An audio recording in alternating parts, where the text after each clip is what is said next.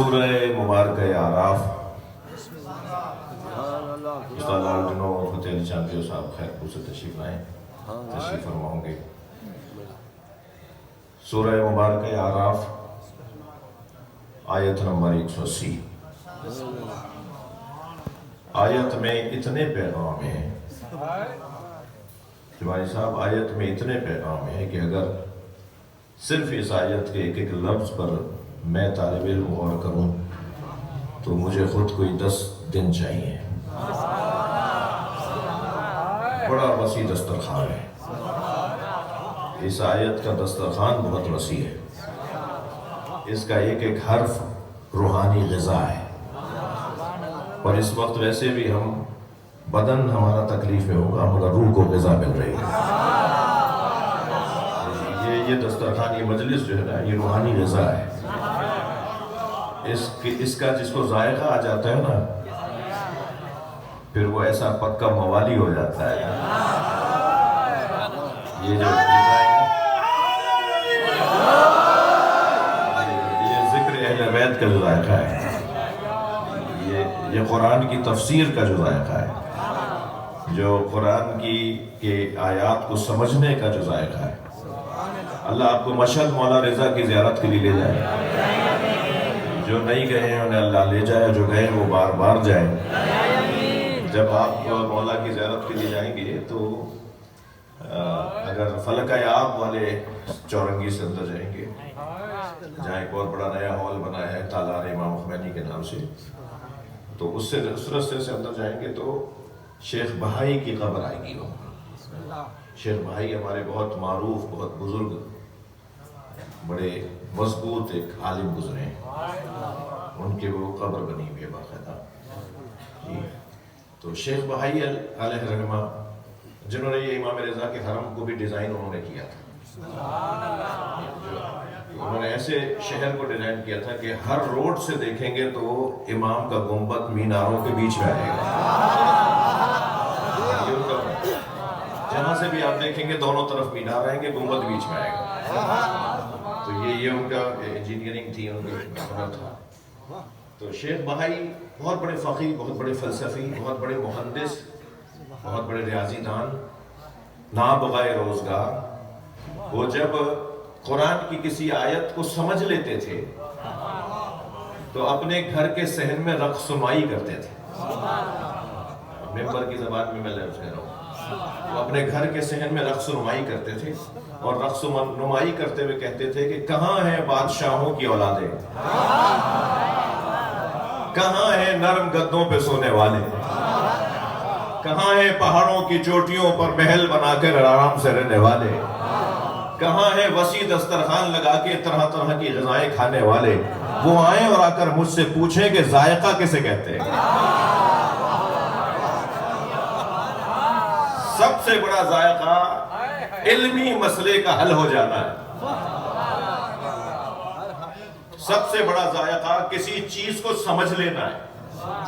جب کسی چیز کو سمجھ لیتے ہیں نا تو اس کا ذائقہ ہی کچھ اور ہے۔ اور اللہ نے قرآن مجید کو اس انداز سے نازل کیا ہے کہ قرآن مجید کو سمجھنے کی کوشش کرنا پڑتی ہے۔ اچھا، آپ نے کبھی غور فرمایا کہ ایک آیت ایک مزاج کی چلتی ہوئی آ رہی ہوگی، اچانک ایک اور مزاج کی آیت آ جائے گی، ایک مضمون چلتا ہوا رہا ہوگا، اچانک ایک اور بات آ جائے گی۔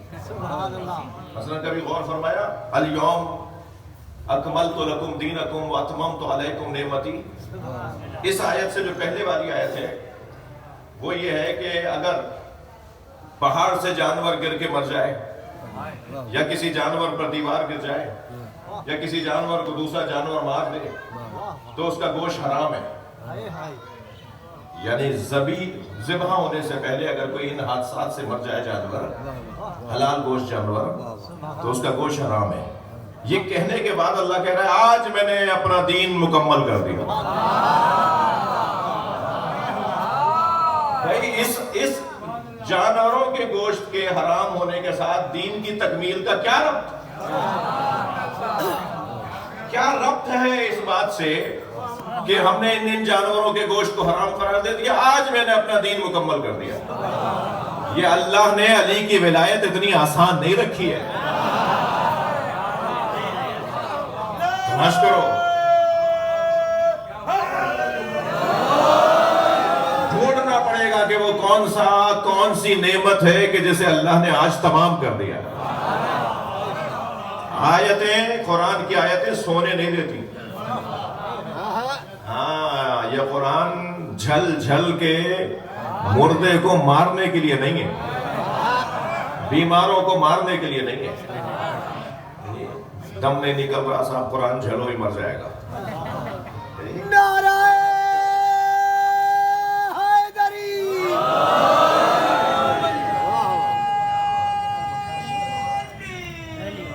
مجھے اندازہ ہو رہا ہے وہ سندھی میں جھل کسی اور کو کہتے ہیں. کیا کہیں گے بھائی سندھی میں جھل؟ ہوا دینے کو لوڈر. تو یہ قرآن لوڈر کے لیے نہیں ہے، یہ ہوا دینے کے لیے نہیں ہے، یہ مارنے کے لیے نہیں ہے، یہ تو زندہ کرنے کے لیے. ایک مرتبہ اٹھا دیتا ہے، ایک مرتبہ انسان کو سوتے میں اٹھا دیتا ہے. اگر کسی رستے پہ اسپیڈ بریکر ہو، اگر کسی جہاں تیز رفتار گاڑیاں جاری ہوتی ہیں تو وہ ہر کچھ دیر کے بعد جو سائڈ کا رستہ ہوتا ہے اس کے اوپر وہ کھردورا روڈ بناتے ہیں. اس کے اندر وہ کچھ ایسی چیزیں ڈالتے ہیں کہ روڈ پہ اگر ٹائر وہاں چلا جائے تو ایک دم گاڑی ہلنے لگتی ہے تو وہ سوتے میں اڑ جاتا ہے. ایسا ہی ہے نا، تاکہ یہ سونے نہ پائے. یہ سوئے گا تو اس کا حادثہ ہو جائے گا. یہ اللہ سلانا نہیں چاہ رہا، بلکہ مولا علی تو علی ہے. عجیب جملہ ارشاد فرما رہے ہیں، الناس یناموا اذا ماتوا انتبہوا. لوگ سو رہے ہیں، جب مریں گے تب اٹھیں گے. مولا علی فرما رہے ہیں لوگ سو رہے ہیں، اذا ماتوا انتبہوا، جب مریں گے تب اٹھیں گے. یہ جن کی آنکھیں کھلی ہوئی ہیں نا، ضروری نہیں ہے کہ وہ دیکھ بھی رہے ہیں. میں ایک جگہ مجلس پڑھ رہا تھا، ایک صاحب مجھے اتنا گھور کے دیکھ رہے تھے، میں نے کہا سارے مجمع میں ان سے زیادہ سمجھداری کوئی نہیں. تھوڑی دیر بعد برابر والے کی کونی لگی تو وہ گر پڑے. میں نے بعد میں پوچھا جی کیا ہوا تھا؟ کہنے لگے انہیں آنکھیں کھول کے سونے کی عادت ہے. تو بعض لوگ آنکھیں کھلی بھی نظر آتی ہیں مگر وہ سوئے بھی ہوتے ہیں، اور ضروری نہیں ہے کہ جس کی آنکھیں بند ہوں وہ دیکھ نہ رہا ہو. ہم ویسے ہی اس دروازے پر بیٹھے ہیں جو آنکھیں بند بھی کر لیں تو دیکھ رہے ہوتے ہیں.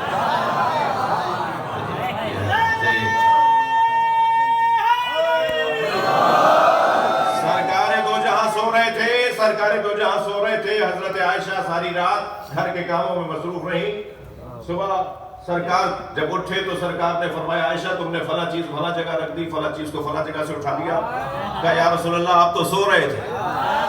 سرکار نے فرمایا ہمارے سونے کو اپنے سونے سے نہ ملانا. صلوات پڑھ لیں محمد و آل محمد. ہم آنکھیں بھی بند کر لیں تو دیکھ رہے ہوتے ہیں. ہم جیسے آگے دیکھتے ہیں ایسے پیچھے دیکھتے ہیں. یہ سرکار کا فرمان سنا رہا ہوں آپ کو. چھٹی صف میں دو صحابہ کے اندر گفتگو ہوئی. نماز کے بعد سرکار نے فرمایا تم نے ان سے یہ کہا، انہوں نے تمہیں یہ کہا. کہا یا رسول اللہ ہم تو پیچھے کھڑے تھے. حضرت نے فرمایا جیسے میں آگے دیکھتا ہوں ایسے پیچھے بھی دیکھتا ہوں. یہ جو دیکھنے کا عنوان ہے نا، اس کو مجھے اجازت دیں کہ کسی اور موقع پہ اس پہ بات ہو. دیکھنے کا تعلق عزیزان گرامی دل کی آنکھوں سے ہے. ایک لفظ استعمال ہوتا ہے بصارت، ایک لفظ استعمال ہوتا ہے بصیرت. بہت سارے لوگ بصارت تو رکھتے ہیں، بصیرت نہیں رکھتے. لیکن بہت سارے لوگ بصیرت رکھتے ہیں، بصارت نہیں رکھتے. بہت سارے لوگوں کی آنکھیں دیکھ نہیں رہی ہوتی ہیں مگر وہ دیکھ رہے ہوتے ہیں. اگر مثال چاہیے تو مثال دے دوں. ابو بصیر بنے ہی اس لیے کہ وہ دل کی آنکھوں سے دیکھ رہے تھے کون جانور ہے اور کون حاجی ہے.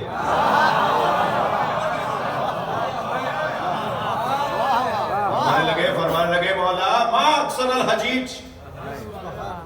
ابو بصیر امام صادق سے کہہ رہے ہیں مولا کتنے زیادہ حاجی آئے ہوئے ہیں. ما اکثر الحجیج. میرے مولا صادق نے فرمایا ما اقل الحجیج. کتنے کم حاجی آئے ہوئے ہیں. وہ اکثر الزجیج. اس حدیث کے دو نسخے ہیں مولانا. ایک مولا نے فرمایا ما اقل الحجیج و اکثر الزجیج، یا فرمایا ما اقل الحجیج و اکثر العجیج، زجیج بھی عجیج بھی، عین سے اور زی سے. تھک تو نہیں رہے میری باتوں سے؟ امام صادق نے جو فرمایا کہ کتنے کم حاجی آئے ہوئے ہیں اور کتنے زجیج آئے ہوئے ہیں، یا حضرت نے فرمایا کتنے کم حاجی آئے ہوئے ہیں اور کتنے عجیج آئے ہوئے ہیں. یہ عجیج کون ہے اور زجیج کون ہے؟ زجیج کہتے ہیں شور مچانے والے. تھکے نہیں، ناراض نہ ہوں.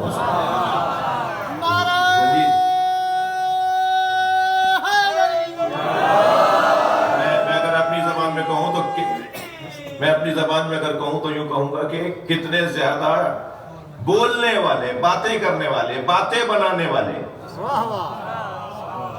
یہ لوگ آپ کو زیادہ ملیں گے. بولنے میں ماہر ہیں، عمل میں غائب ہیں. بھائی تھوڑی کڑوی باتیں ہوں گی تو برداشت کیجیے گا. باتیں تو اتنی لمبی لمبی کہ آسمان اور زمین کو بن ڈالتے ہیں، زمین سے آسمانوں کو ملا دیتے ہیں. اتنی اونچی اونچی آسمانی باتیں، لیکن جب عمل کا مرحلہ آتا ہے تو حضرت مسلم کو چھوڑ کے چلے جاتے ہیں. جب کردار کا مرحلہ آتا ہے تو یہ غائب ہو جاتے ہیں. کتنے لوگ ہیں کہ جن کا مولا حسین فرما رہے ہیں، مولا حسین فرما رہے ہیں، کتنے ہی لوگ ہیں کہ جن کا دین ان کی زبان کا چٹخارا ہے. زبان کا چٹخارا ان کا دین ہے. اتنی اچھی اچھی باتیں کریں گے، اتنی سجی سجی گفتگو کریں گے، ان سے زیادہ تو کوئی دین کی معلومات ہی نہیں رکھتا، ان سے زیادہ تو کوئی سمجھدار ہی نہیں ہے. شور مچانے والے، باتیں کرنے والے، یہ صرف باتیں بنانے والے، اس کو کہتے ہیں زجیج. اور عجیج اسے کہتے ہیں کہ جس کا بدن سالم ہو مگر دل بیمار ہو. یہ جو دل کی بیماری ہے نا، یہ ہارٹ والی، یہ جو ویسی بیماری کے وال خراب ہو گئے اور شریانیں خراب ہو گئی اور بلاکیج آ گئی، یہ والی بیماری نہیں. یہ جو ہاں یہ والی بیماری نہیں. یہ جو عجیج ہے، جس کا دل بیمار ہے، بیمار دل لوگ، جنہیں صرف اور صرف، بتا دو جوانوں آپ کو، جنہیں صرف اور صرف منفی چیزیں نظر آتی ہیں ان کا دل بیمار ہے، اور جن کو مثبت چیزیں نظر آتی ہیں ان کا دل صحت مند ہے. اگر معاشرے سے بیماریوں کو، پریشانیوں کو ختم کرنا ہے نا تو اینک کو لگاؤ جس سے اچھی چیزیں نظر آتی ہیں. بھائی تھوڑی گردن ہلا دو، میری بات جا رہی ہے تو. اگر میں یہ اینک سرخ شیشوں کی لگا لوں نا تو شلجم بھی چقندر نظر آئے گا. اینک ہی تو کہیں، اینک ہی کا تو مسئلہ ہے. سرخ شیشوں کی اینک لگا لوں، ساری چیزیں لال لال نظر آئیں گی. ایسا ہی ہے. تو اینک کا مسئلہ ہے، اینک بدلنے کی ضرورت ہے. یہ جو مجلس اعزا ہے، یہ جو ہم لوگ آئے بیٹھے ہیں، ڈاکٹر حضرات تشریف فرمائے، یہ جو ہم مجلس میں آئے بیٹھے ہیں، یہ اینک بدلنے کی جگہ ہے. ہم سب یہاں اینک لگوانے آئے. کون سی اینک لگوانے آئے؟ اس اینک کو کربلا کہتے ہیں. ہم کربلائی اینک لگوانے آئے. اس دید سے دیکھنا شروع جائے. دید بدلنے کی ضرورت ہے بھائی. جیسے دید بدلے گی، جیسی سوچ بدلے گی، جیسے خیال بدلے گا، ایسے ہی عمل بدل جائے گا. علماء کرام، مبلغین، واعظین، ناصحین پریشان رہتے ہیں کہ نمازی معاشرے میں کم کیوں ہیں، روزہ کیوں نہیں رکھ رہے لوگ. ماہ مبارک سامنے ہے نا. میرے مولا فرماتے ہیں کہ جو بلا وجہ روزہ ترک کرے اور دعویٰ کرے کہ وہ ہم اہل بیت کا چاہنے والا ہے، بلا وجہ روزہ چھوڑنے والا، ہمارا چاہنے والا، اگر مر جائے تو اسے یہودیوں کے قبرستان میں دفنا دو.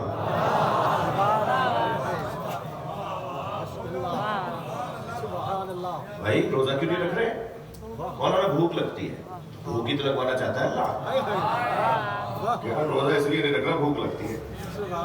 بھائی روزہ کیوں نہیں رکھ رہے؟ مولانا پیاس بہت ہے. تو اللہ پیاس ہی تو لگوانا چاہتا ہے. جو روزے کا مقصد ہے تم اس کو کہہ رہے ہو کہ یہ مجھے اس سے تکلیف ہوتی ہے. اللہ یہی تو چاہتا ہے. تھوڑی دیر بھوکے رہو تاکہ بھوکوں کا احساس ہو. تھوڑی دیر پیاسے رہو تاکہ تمہیں پانی کی قدر ہونے لگے.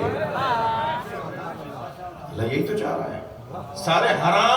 سارے حلال کام اللہ نے ماہ مبارک میں حرام کر دیے. حرام تو ہمیشہ حرام ہے نا, لیکن مبارک مہینے میں اللہ اکبر.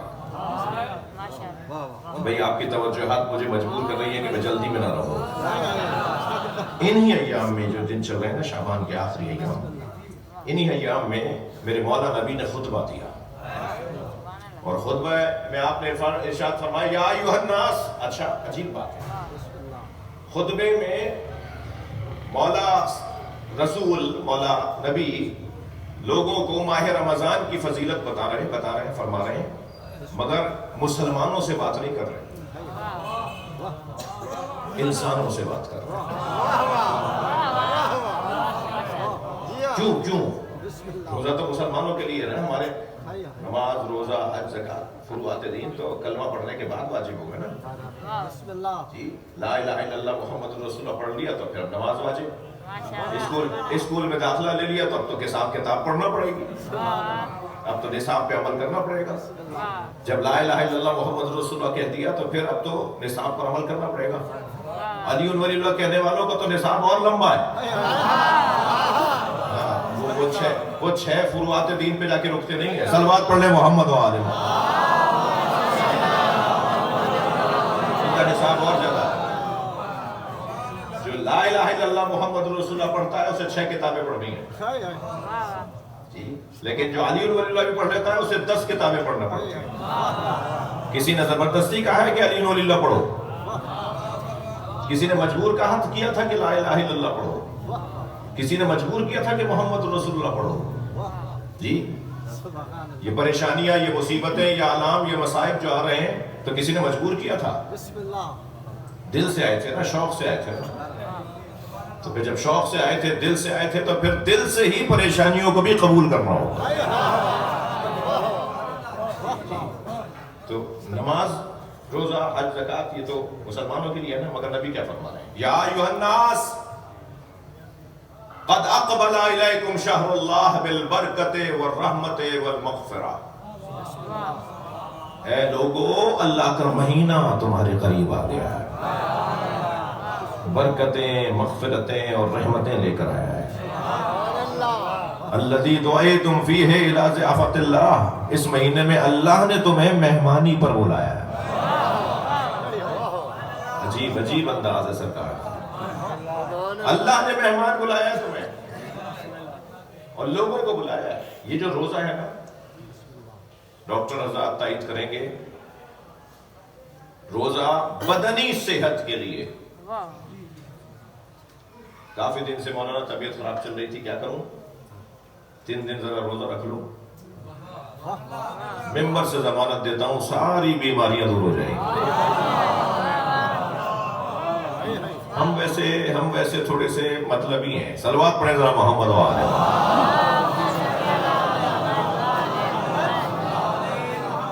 مولا نبی فرما رہے ہیں, مولا علی فرما رہے ہیں کہ روزہ رکھو. اس سے زیادہ ہمیں سمجھ میں آئے گا کہ بدن کی بیماریاں دور ہو جائیں گی. تو معاف کیجئے گا, تھوڑا سا ماحول ایسا ہی ہے کچھ. بدن کی بیماریاں دور, صحت ایک طرح بہت بہتر ہو جائے گی. وہ جو چیزیں جو بدن میں زیادہ آ گئی تھی وہ سب بھول جائیں گی. اضافی چیزوں کو اللہ نکال دے گا. اضافی چیزیں نکل جائیں گی, اصلی چیز واپس ہو جائے گی. اصلی چیز واپس ہو جائے گی تو دوبارہ سے صحت بننا شروع ہوگی. مولا نبی فرما رہے سانپ کی طرح زندگی گزارو. انسان اشرف المخلوقات, کونوا کالحیہ. اے لوگو, حیہ, سانپ کی طرح رہو.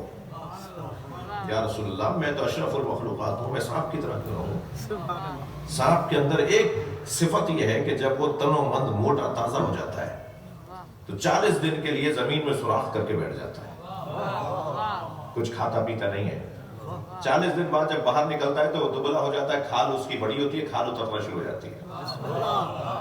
سانپ جو کھال اتارتا ہے نا اپنی, وہ اس لیے اتارتا ہے کہ اس کا بدن کمزور ہو جاتا ہے. کھال وہ پرانے بدن کے مطابق ہوتی ہے, تو پھر کھال وہ آہستہ آہستہ اتار دیتا ہے, آرام سے اس کی کھال اتر جاتی ہے. اب اس کی نئی زندگی شروع ہوتی ہے. نبی مکرم ہمیں ماہ مبارک رمضان میں نئی زندگی دینا چاہتے ہیں. افسوس ہوتا ہے میرے عزیزوں ان لوگوں پر کہ جو کسی وجہ سے روزہ نہیں رکھتے. کوئی عذر ہوگا, کوئی وجہ ہوگی جس کی وجہ سے روزہ نہیں رکھ رہے, وہ جانے اور ان کا اللہ جانے, انہیں اپنے اللہ کو جواب دینا ہے. ہو سکتا ہے وہ کسی سبب سے روزہ نہ رکھ رہے ہوں, مگر انہیں یہ کس نے اجازت دی کہ چوک پہ کھڑے ہو کر پان چبائیں؟ ناراض ہو گئے ہم. یہ انہیں کس نے اجازت دی؟ یہ انہیں کس نے اجازت دی کہ رستے سے گزرتے ہوئے